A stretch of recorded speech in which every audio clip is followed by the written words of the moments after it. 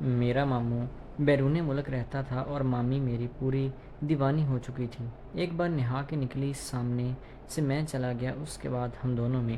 میرا نام سہیل ہے، میری عمر اس وقت 22 سال ہے، ہم لوگ 4 بہن بھائی ہیں، میں سب سے بڑا ہوں۔ میرا ایک ہی ماموں ہے جو کہ میری امی سے کافی چھوٹا تھا۔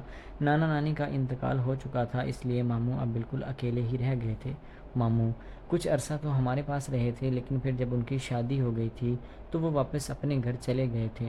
میرے ماموں شادی کے بعد بیرون ملک چلے گئے تھے، لیکن جانے سے پہلے انہوں نے ایک ہی چیز کی پریشانی تھی، وہ یہ تھی کہ مامی کے پاس یہاں پر کون رہے گا، کیونکہ اکیلے عورت کا گھر میں رہنا آسان کام نہیں ہوتا، اور اوپر سے خوبصورت اور جوان ہو تو اور بھی زیادہ مشکل ہو جاتی ہے، کیونکہ جوان عورت کو بچا کر رکھنا آسان کام نہیں ہوتا۔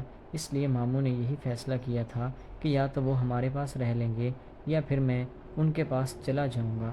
میرے گھر والوں نے بھی مجھے اس چیز کی اجازت دے دی تھی کہ میں جا کر اپنی مامی کے پاس رہ لوں۔ ہفتے کے اندر اندر میں اپنی ساری تیاری کی اور سامان باندھ کر ماموں کے پاس چلا گیا تھا۔ میرے جانے کے تقریباً 15 دن بعد ہی ماموں کی فلائٹ تھی۔ ماموں دبئی چلے گئے تھے۔ اب گھر میں صرف میں اور مامی ہی رہتے تھے۔ میں نے اپنی پڑھائی مکمل کر لی تھی، لیکن ابھی مجھے نوکری نہیں ملی تھی، اس لیے جتنا وقت میرے پاس تھا تو میں ان کے پاس گزارنا چاہتا تھا۔ میں سارا دن گھر میں ہی رہتا تھا، صرف جب کہیں کوئی سامان وغیرہ منگوانا ہوتا تھا تو مامی مجھے پیسے دے کر بھیج دیتی تھی، اور ساتھ ہی کچھ پیسے میرے خرچ کے لیے بھی دیتی تھی کہ یہ تم رکھ لو، تمہارے لیے ہیں، کیونکہ ماموں اچھے خاصے پیسے بھیجتے تھے اور یہاں پر کوئی خاص خرچہ وغیرہ نہیں ہوتا تھا، تو اس لیے مامی اپنی زندگی خوب عیشوں سے گزار رہی تھی۔ باہر کا سارا کام میں کیا کرتا تھا اور گھر میں کھانا وغیرہ مامی بنا لیا کرتی تھی، اور صفائی ہم لوگ مل کر کرتے تھے۔ اسی طرح اب زندگی گزرنے لگی تھی۔ میری مامی نے مجھے یہ کہہ دیا تھا کہ تمہیں جتنے پیسوں کی ضرورت ہو، تمہیں پریشان ہونے کی ضرورت نہیں ہے اور نہ ہی اپنے ماں باپ سے مانگنے ہیں۔ تم بلا جھجک مجھے بتا دینا، میں تمہیں پیسے دے دیا کروں گی۔ اس چیز سے میرے دل میں مامی کے لیے ایک علیحدہ ہی مقام پیدا ہو چکا تھا۔ میں ان کو بڑے عزت کی نگاہ سے دیکھتا تھا، لیکن میں بھی جوان تھا اور مامی بھی پوری جوان تھی، اس لیے شیطان کسی بھی وقت ہمارے درمیان آ سکتا تھا۔ میں اوپر سے تھا بھی بہت خوبصورت، 6 فٹ میرا قد تھا اور میں پورا کڑیل جوان تھا۔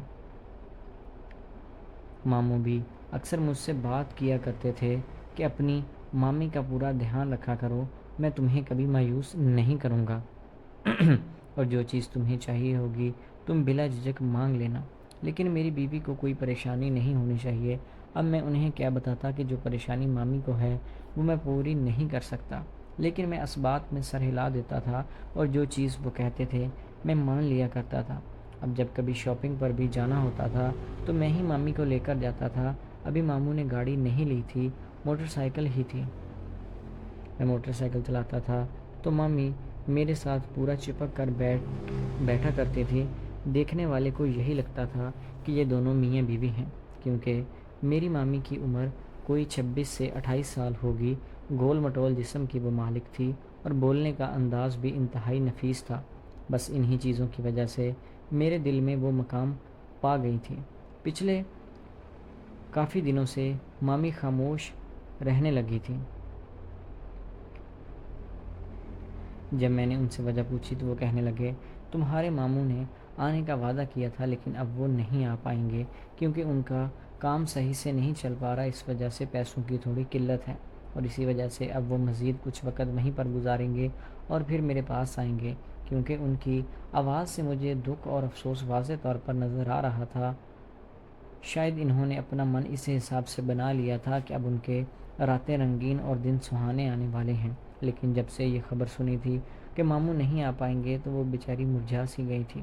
مجھے بھی ان کی طرف دیکھ کر بہت دکھ ہوتا تھا، کیونکہ اتنا خوبصورت چہرہ کبھی دکھی اچھا نہیں لگتا۔ میں انہیں بہت خوش رکھنے کی کوشش کیا کرتا تھا، لیکن شاید میری باتوں میں اتنا زیادہ اثر نہیں تھا جس قدر انہیں دکھ ہوا تھا، تو اس لیے میں نے مامی سے مزید بات چیت بڑھا دی تھی کہ آپ مجھے اپنا دوست ہی سمجھیں، آپ میرے ساتھ ہر بات چیت کر سکتے ہیں۔ پریشان ہونے کی ضرورت نہیں ہے کیونکہ اب ہم ہی ایک دوسرے کا سہارا ہیں۔ میں بھی کسی سے بات چیت نہیں کرتا اور ماموں بھی یہاں پر نہیں ہیں، تو اب آپ کی ساری ذمہ داری اٹھانا میرے اوپر ہی آتا ہے، تو میں آپ کی ذمہ داری اٹھانے کے لیے تیار ہوں۔ جب میری مامی نے یہ بات سنی تو وہ کہنے لگی کہ دیکھو، ہماری شادی کو ابھی کچھ ہی وقت ہوا ہے، میرے تو ابھی صحیح سے ارمان بھی پورے نہیں ہوئے تھے جو کہ ایک عورت کے دل میں ہوتے ہیں کہ میں اپنے شوہر کے ساتھ یہ والی چیز ٹرائی کرنا چاہتی ہوں۔ ابھی شادی کو دن ہی چند ہوئے تھے کہ انہیں کمپنی والوں نے واپس بلا لیا تھا۔ جب انہوں نے یہ بات کی تو ان کی آنکھوں سے آنسو آ گئے تھے۔ میں سمجھ چکا تھا کہ مامی کس چیز کی بات کر رہی ہیں اور انہیں کسی چیز کی کمی محسوس ہو رہی ہے، اور میں نے دل ہی دل میں یہ فیصلہ کر لیا تھا کہ یہ کمی میں پوری کر کے رہوں گا۔ اور مامی سے کہا کہ مامی، میں آپ سے وعدہ کرتا ہوں کہ آپ کی اس دکھ کی گھڑی میں آپ کے ساتھ ہوں اور کبھی آپ کی آنکھوں میں آنسو نہیں آنے دوں گا۔ ایک بار دھوپ بہت زیادہ تھی، میں باہر سے سامان لے کر آیا تھا اور آ کر سیدھا مامی کے کمرے میں چلا گیا تھا تو دیکھا کہ مامی نہا رہی تھی اور دروازہ بھی کھلا ہوا تھا۔ جب میں نے یہ چیز دیکھی تو میں 1 منٹ کے لیے شوق میں مکمل طور پر چلا گیا تھا۔ میں نے یہ منظر دیکھا اور دیکھتا ہی رہ گیا تھا۔ میرے اوپر سکتہ طاری ہو چکا تھا۔ جب مامی نے مجھے دیکھا تو انہوں نے فوراً سے دروازہ بند کیا اور تولیے لپیٹ کر میرے سامنے آ چکی تھی، اور پھر میں نے فوراً سے اپنی آنکھوں پر ہاتھ رکھا اور انہی قدم واپس لوٹ آیا تھا، اور پھر کچھ دیر کے بعد مامی نظریں جھکا کر میرے سامنے آ چکی تھی۔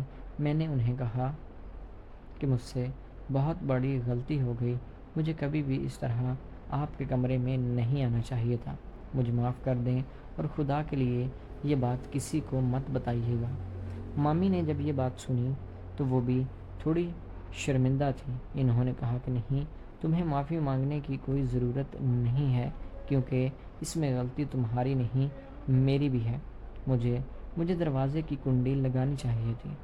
بس اسی طرح مامی نے مجھے معاف کر دیا اور اس کے بعد میں بڑے احتیاط سے کام لینے لگا، اور پھر کچھ ہی دنوں میں میری نوکری ہو گئی تھی اور میں یہ شہر چھوڑ کر دوسرے شہر میں چلا گیا تھا۔ ماموں کو ساری صورتحال بتائی تو وہ مامی کو آ کر اپنے ساتھ لے گئے تھے، اور اس طرح میں گناہ سے بچ گیا۔ تو دوستو، میری آپ سب لوگوں سے گزارش ہے کہ اگر ارادہ نیک ہو تو انسان کبھی بھی گناہوں میں نہیں پھنستا۔ شیطان بھی اسی وقت غالب آتا ہے جب انسان کے ذہن میں کوئی چیز قرار پکڑ چکی ہوتی ہے۔ اللہ تعالیٰ سے دعا ہے کہ اللہ تعالیٰ سب کو اپنے حفظ و امان میں رکھے۔